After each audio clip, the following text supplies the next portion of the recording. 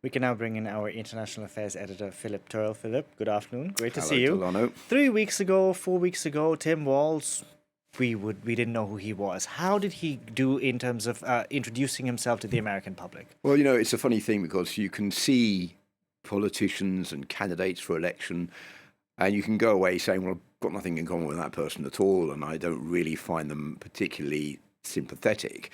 But looking at this performance last night of Tim Walz, you get the feeling he's a nice guy, someone you could go down and have a drink with, someone who you could chat to, someone you would probably get on with. And I think that's part of the message that the Democrats are trying to push forward with Tim Walz. He's not part of the Ivy League. He's not part of the high middle class lawyers or career politicians. He's like an ordinary guy, and he's out there to try to appeal to middle class, Midwestern male voters to bring them in to vote for Kamala Harris. And I think last night we saw a man who was visibly very humbled to take on the job of potential vice president, saying obviously he hadn't made a lot of speech, he didn't have a lot of practice in this kind of situation. He'd been practicing on a teleprompter for quite a while before going onto the stage, and then talking about his own family. We saw his son in tears there, his daughter making this heart sign when they talked about the special fertility drugs that his wife had to take to be able to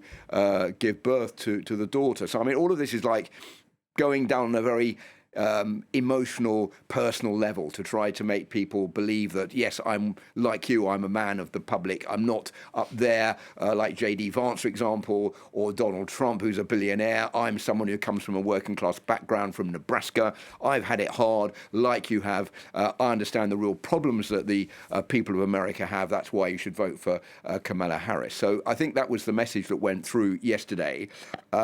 He did land one or two punches on Donald Trump and on the Republican Party. He attacked the Project 2025 agenda, this very far-right project to take away some of the freedoms of the United States and expand presidential powers. But it was really, I think, as you were saying, a getting-to-know-you speech by someone who's pretty well unknown by most people in the United States. And will that appearance convince undecided voters? Well, that's the question that's very hard to answer right now. The million-dollar question. Yeah, exactly. I think that's exactly the right term. That we don't know. I think if someone's going to do it, he's pretty well placed to be able to do that. As I said, pulling in the Midwest voters, people like him. Kamala Harris she's got it for women voters who I think turn off by Donald Trump and his pronouncements.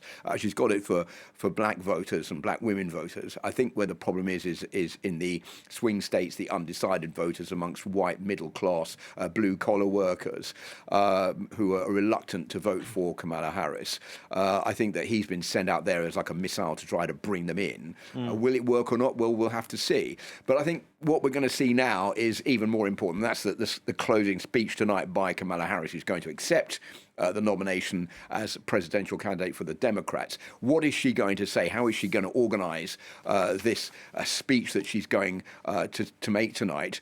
How is she going to convince those still undecided voters? If you look at the opinion polls, Delano, you've got a lead for Kamala Harris nationally, 47% voting potentially for Kamala Harris, 43.7% for Donald Trump. That's a swing round compared to what it was if Joe Biden were going to run for president. But that doesn't mean that Kamala Harris is necessarily going to win the election in November, because she's still dependent on the swing states, on this 4% of American voters who don't know exactly who they're going to vote for now. Will they be seduced by Kamala Harris and by Tim Walz? That we don't know. So it's up to her tonight to add that final brick to the wall she's building, if you'd like to put it that way round, to try to convince those who are still a bit unsure about whether or not they really want to vote for Kamala Harris that, yeah, okay, she's the person we'd like to see as president of the United States. Still a big challenge for her in the weeks to come.